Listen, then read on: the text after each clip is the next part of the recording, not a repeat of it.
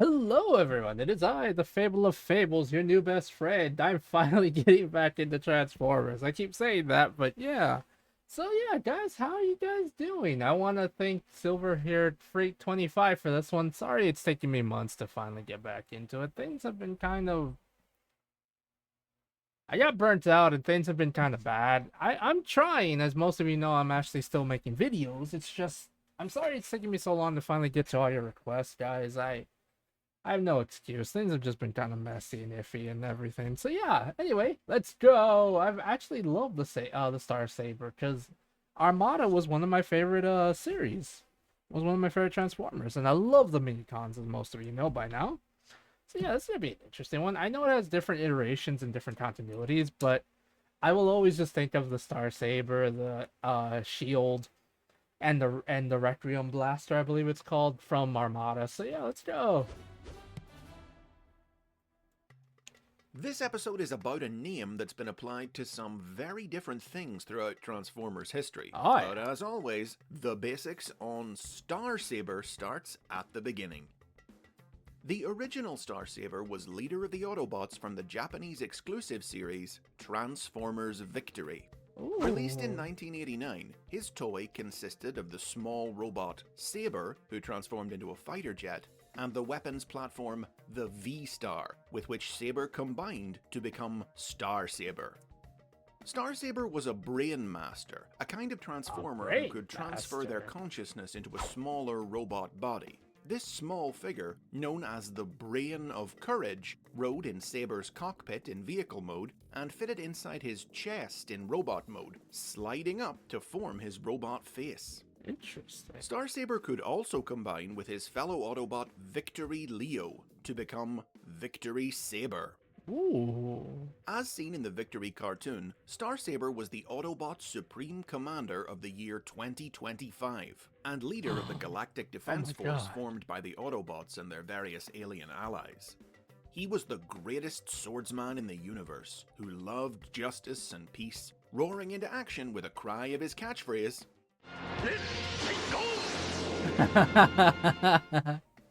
The series followed Star Saber as he and the Autobots defended the Earth against the forces of his old rival Decepticon commander Deathsaurus, who sought the planet's energy to reactivate his planet-destroying fortress, which Star Saber had trapped in the dark nebula years beforehand. All while raising his adopted human son, Jan Minakaze, who Star Saber had taken in after the deaths of the boy's parents at the Decepticons' hands. Oh jeez, dude. Star Saber also appeared in the direct-to-video special Transformers Zone the following year, in which he was badly wounded in the destruction of the planet Feminia and stepped down as Supreme Commander, to be succeeded by Die Atlas. Star Saber has remained a popular character in his native Japan over the last 30 years, where several new toys of him have been released, with tie-in media that saw him battle alongside other Autobot commanders from throughout history in both 2004's Robot Masters and 2013's Transformers GT. Ooh. Most recently, Japanese fans voted for him to get a figure in the high-end collector-targeted Masterpiece toy line in 2015. Conversely, Star Saber hasn't gained a lot of traction with Western audiences. He served as partial inspiration for the Transformers Energon character Wing Saber, but no toys of Star Saber himself have ever been released in the United States. A super deformed Robot Heroes figure planned for 2008 was cancelled, and though he was one of... An SD? He got an SD figure? Super deformed Robot Heroes figure? An SD Robot Heroes, because I know Super Deformed usually means SD. Cancelled. And though he was one of the candidates when Hasbro held a fan poll of their own in 2017 for the Power of the Primes toy line, he lost to Optimus Primal. Damn. Outside of toys, he made a barely visible cameo in Transformers Animated, and while he has appeared more prominently in IDW Publishing's comic books, the IDW version of Star Saber was a very different character from the Japanese original. No. Inspired by fan works from the 1990s that reinvented the character as a brutal dictator, writer James Roberts decided to make Star Saber a villain, a religious fanatic who served... The reason I say of course is every time I learn about IDW's run they always end up trading everyone into like they always end up trading characters that were good into evil, such as the Primes, because apparently in that continuity, the Primes who are supposed to be guardians are also kind of giant assholes, and it's just like, ah, Served as shit. enforcer for the Autobots' deranged Chief Justice Tyrist during Oh his no. insane quest to slaughter all of Cybertron's sinners. Initially defeated in combat by Cyclonus, Starsaber would later return for a rematch, but Cyclonus made short work of him.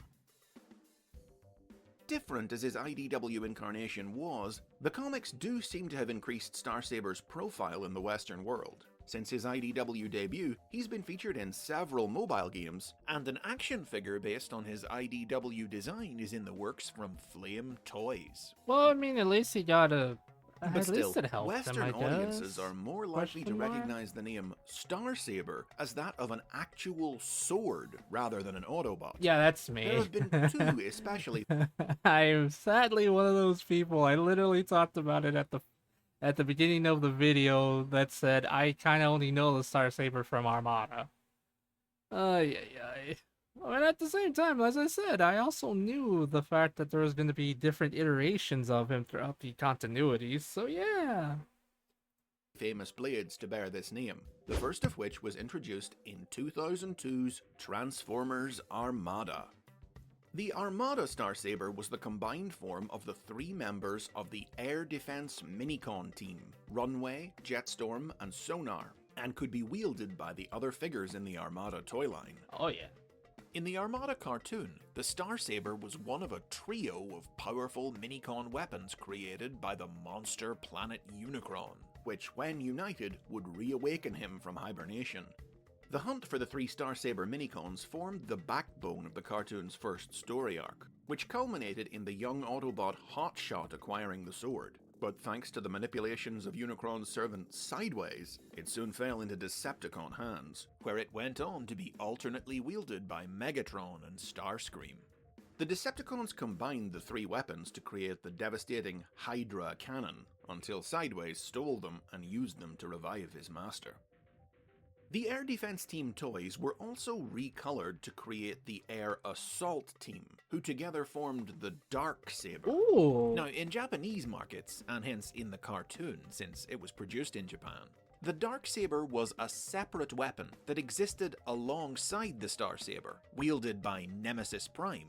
But in Hasbro's markets, the Dark Saber and the Star Saber were considered to be the same weapon, which damn. simply changed color when in the hands of an evil wielder. Aww. This effect was seen in the Armada comic book, in which the ability to combine into the Star Saber was forced upon the Air Defense Team via surgical alteration performed by Megatron, who used the weapon to slay the Galvatron of another dimension. Oh jeez. Kid-sized electronic roleplay toys of both the Star Saber and the Dark Saber were also available in the Armada toy line. Wait, and what? the Nemesis Prime figure released in the Power of the Primes line in 2018 came with its own Dark Saber accessory.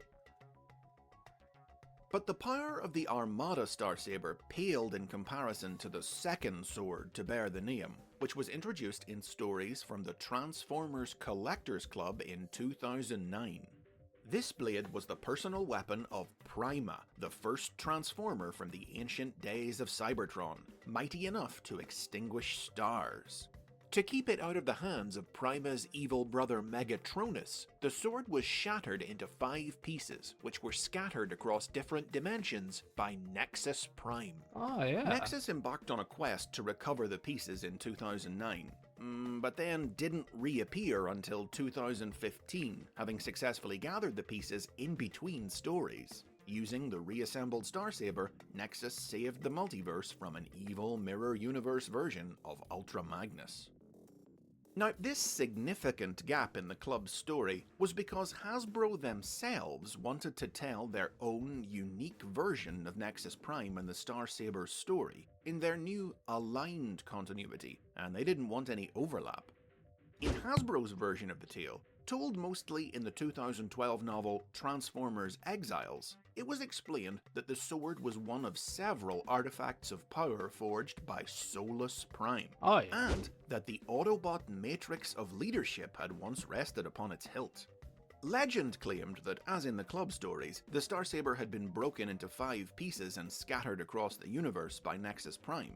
But when Optimus Prime embarked on a quest to locate the pieces, his search led only to some of Solus's other creations, with the Saber's fate remaining a mystery. But it wasn't a mystery for long. The same year, the Transformers Prime animated series revealed that, in truth, the Saber had been secreted on Earth by Alpha Trion to await the day that Optimus Prime would need it. After Prime recovered the sword, Megatron forged his own Dark Star Saber from Dark Energon to counter its powers. Oh shit. The Star Saber was shattered by its dark counterpart, but Optimus was able to use Solus Prime's Forge Hammer to reforge the sword, which Bumblebee then used to end Megatron's life. Yeah. Numerous toys of the aligned Star Saber were released in the Prime toy line, and it also featured in the version of the original Prime story seen in IDW Publishing's comic books. The Dark Star Saber, meanwhile, returned in 2015's Robots in Disguise cartoon, recovered from the bottom of the ocean by a group of Decepticon scavengers, and wielded by Starscream until his defeat at the hands of the Autobots. Though it might mean different things to different audiences, be they American or Japanese, whether belonging to a sword or a swordsman, the name Star Saber is synonymous with greatness and power. To bear it is to be one of the mightiest warriors in the Transformers universe. And those are the basics on the many and varied Star Sabers. Tell me in the comments what the name Star Saber means to you. Subscribe for more from the world of the Transformers, and click that bell while you're down there to be notified of new episodes. And if you're in a position to, please consider supporting the show on Patreon. Well, like I said, I like the Star Saber because of the fact that it comes from, I like the Star Saber because of the fact that it comes from the original, because of Armada. Armada was one of my big introductions to the Transformers series. I know, I kind of hate it. I don't really hate it. I think it's a little silly. I started getting really into it after Armada, but then I kind of stopped because the rest of the series, that specific series, kind of died down for me, and I never really watched Robot in Disguise, Earth Spark, and all that other stuff. But I really love the Transformers series, and I'm very happy to be able to learn about it again due to Chris and the fact that you all are interested in me watching it. I am beyond grateful for that. If you guys want me to learn more about it, please do let me know. I would love to learn more about Transformers. Just be warned, I may have to take a little break here and there just to try to, not get burned out again, but I'll try it. Anyway, love you guys. Stay safe. Be good people. The world's already bad enough as is, and I don't really know how much more we can take, to be honest. Anyway, love you guys. Bye. Take care, okay? Stay safe, everyone.